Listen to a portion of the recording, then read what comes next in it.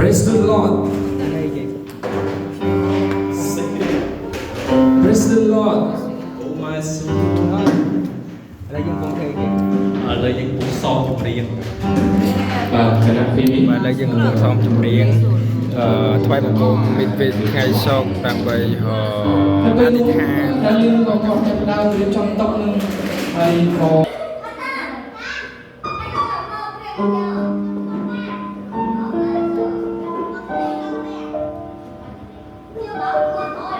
Thank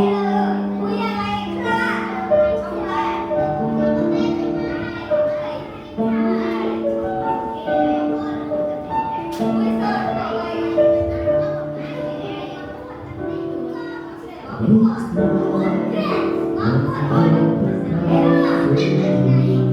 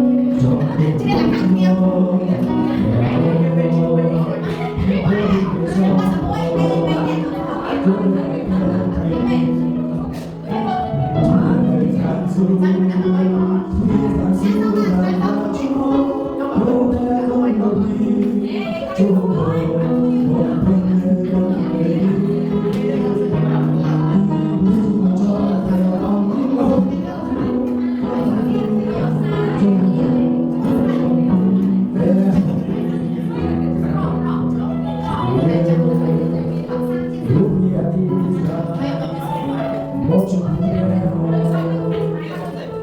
cho kênh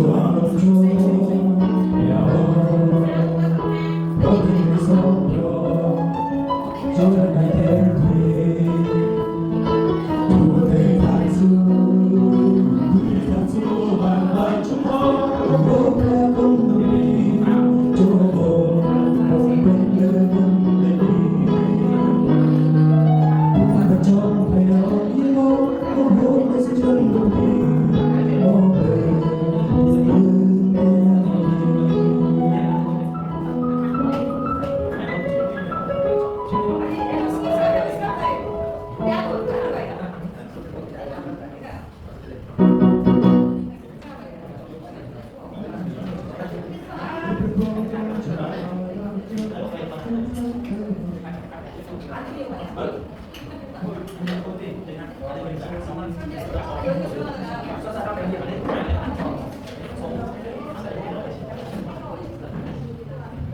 Mì Gõ để không bỏ lỡ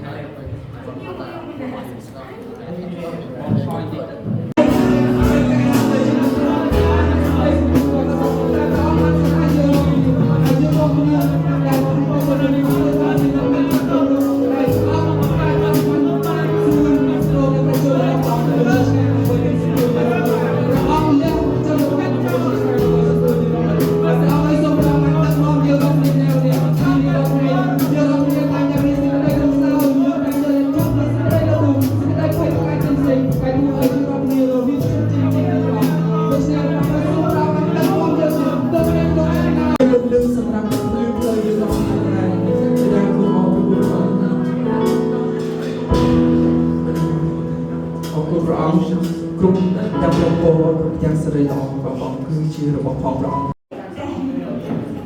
ไม่ตื่นเต้นคุณแจนเคยให้นะอาคเนี้ยจะยังบางในขนมโลกบ้านจมปุกสามสมบูรณ์มวยจมปุกดังเราให้สมอันจมวยเนี้ยให้สมัยยังบันอาให้จางที่จมวยเนี้ยของแดงคุณรับจูนมวยตีใบ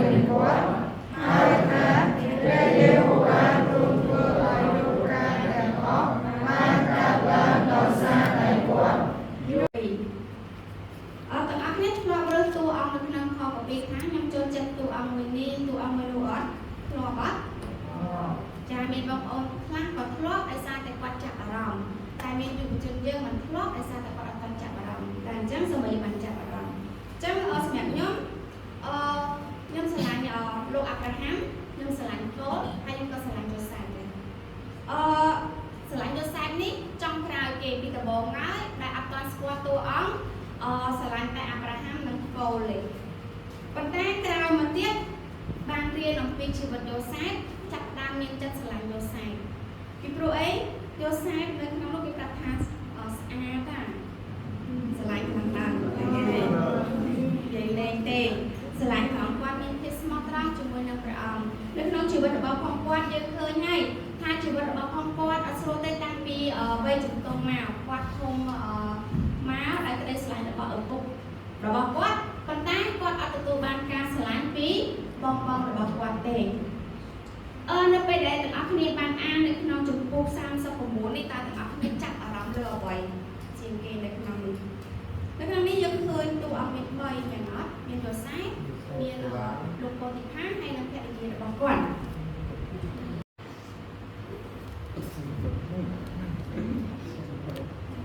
하나님 맞습니다.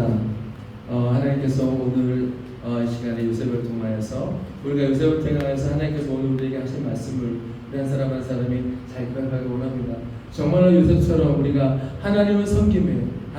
하나님을 섬김에 끝까지 모든 것을 참고 견디며 오로지 하나님을 바라보며 하나님께 최선을 다하고 하나님께 최선을 다하고 하나님께 정말 최선을 다했던 그 요셉을 우리가 본받아서 하나님 우리의 청년의 때에 살아가고 있는 우리 청년들 한 명 한 명이 세상 많은 유혹 가운데서도 하나님이 싫어하는 모든 일에 어떠한 유혹이 올지라도 하나님 그걸 이겨내며 승리하며 정말 하나님께 겸손한 모습으로 하나님 기뻐하는 일만을 위해서 살아가는 청년들이 되게 도와주시옵소서. 하나님께서 함께 하실 수 있습니다. 모든 말씀 예수 그리스도의 이름으로 기도드립니다.